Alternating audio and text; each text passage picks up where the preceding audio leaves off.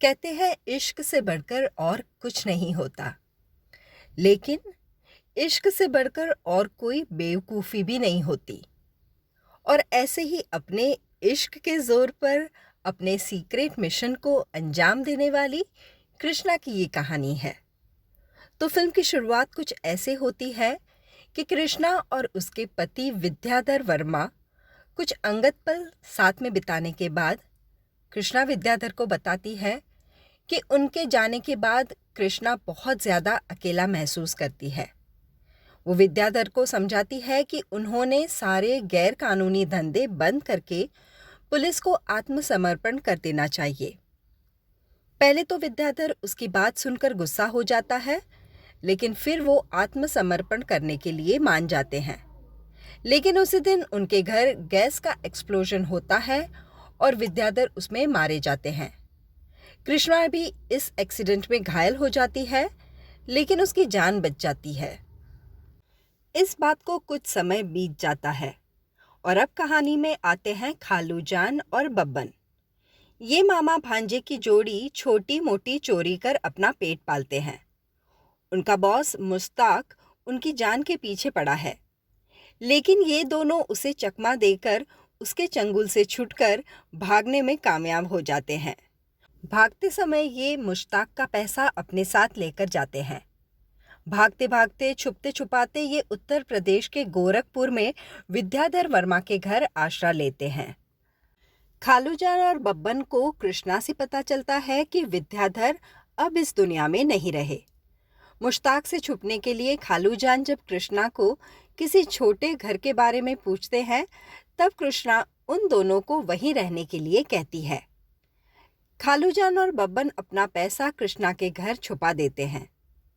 बब्बन की दोस्ती नंदू से होती है और नंदू उसे रंगरलियां मनाने बाजार ले जाता है, जहां मुश्ताक और उसके गुंडे उसे पकड़ लेते हैं। जब मुश्ताक कृष्णा के घर बब्बन और खालूजान की पिटाई करते हैं, तब वो दोनों उसके पैसे वापस देने के लिए तैयार हो जाते हैं। लेकिन जब वो अपने पैसे लेने जाते हैं, तब देखते हैं कि पैसे गायब हैं। मुश्ताक उन दोनों को कुछ दिनों की मोहलत देकर वहां से चला जाता है। मुश्ताक के जाने के बाद बब्बन कृष्णा पर उनके पैसों को चोरी करने का आरोप लगाता है, लेकिन तब कृष्णा बताती है कि जब बब्बन बाजार में अय्याशी कर रहा था, तब नंदू उसका कमरा साफ करने आया था। बब्बन अब नंदू को ढूंढते हुए उसके गांव चला जाता है, जहां कुछ गुंडे जैसे दिखने वाले डाकू बताते हैं कि नंदू सेना में भर्ती हो गया है। वो बब्बन को जान से मारने की धमकी देते हैं। बब्बन खालूजान के पास आकर उस गांव से निकल जाने को कहते हैं, लेकिन तभी कृष्णा उन दोनों को वहां रोक लेती है। कृष्णा अपनी अदा और चालाकी से खालूजान और बब्बन दोनों का दिल जीत लेती है।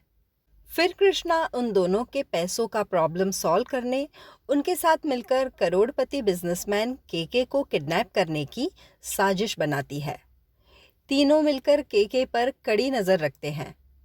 इसी दौरान बब्बन को कृष्णा से प्यार हो जाता है और दोनों एक हो जाते हैं। लेकिन जब ये बात खालूजान को पता चलती है, तब उनका दिल बुरी तरह से टूट जाता है। किडनैपिंग के दिन तीनों मिलकर आखिर में केके को किडनैप कर ही लेते हैं। उसी दौरान खालूजान और बब्बन में कृष्णा को लेकर झगड़ा हो जाता है। कृष्णा दोनों को वहीं छोड़कर केके को लेकर अपने घर चली जाती है। दूसरी तरफ कृष्णा का असली चेहरा अब दिखता है।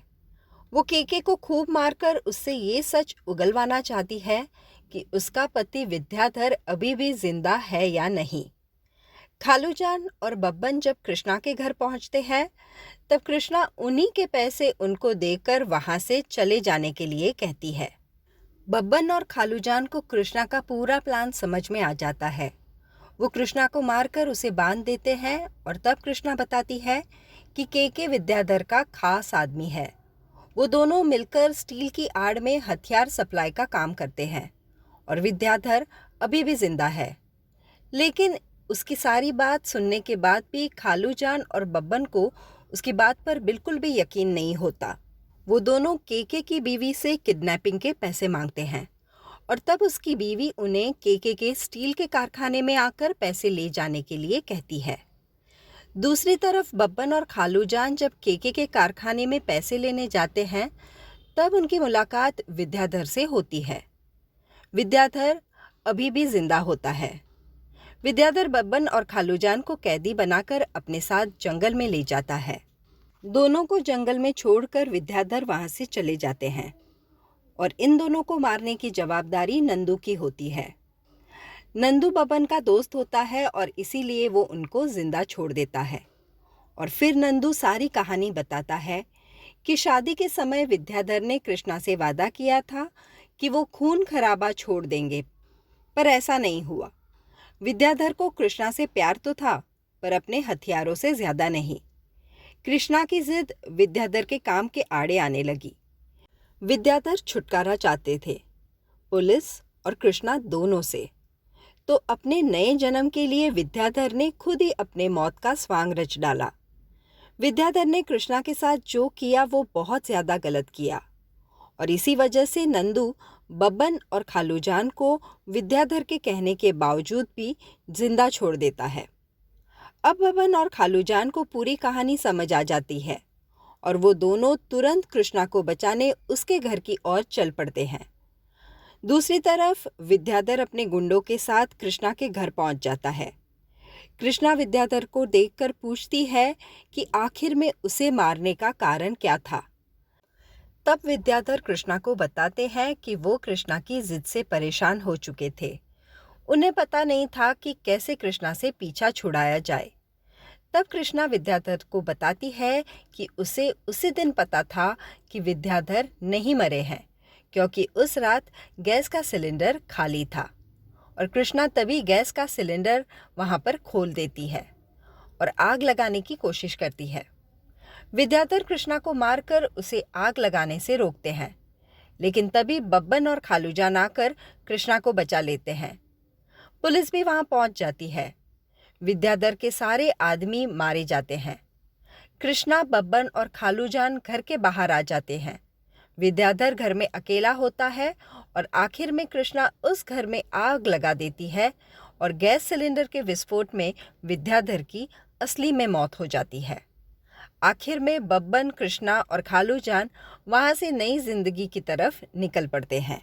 तो ये थी सुपरहिट मूवी इश्किया की कहानी। ऐसी ही नई पुरानी हिंदी मूवीज की कहानियों के लिए please do subscribe to my channel popcorn time with Vandana. धन्यवाद।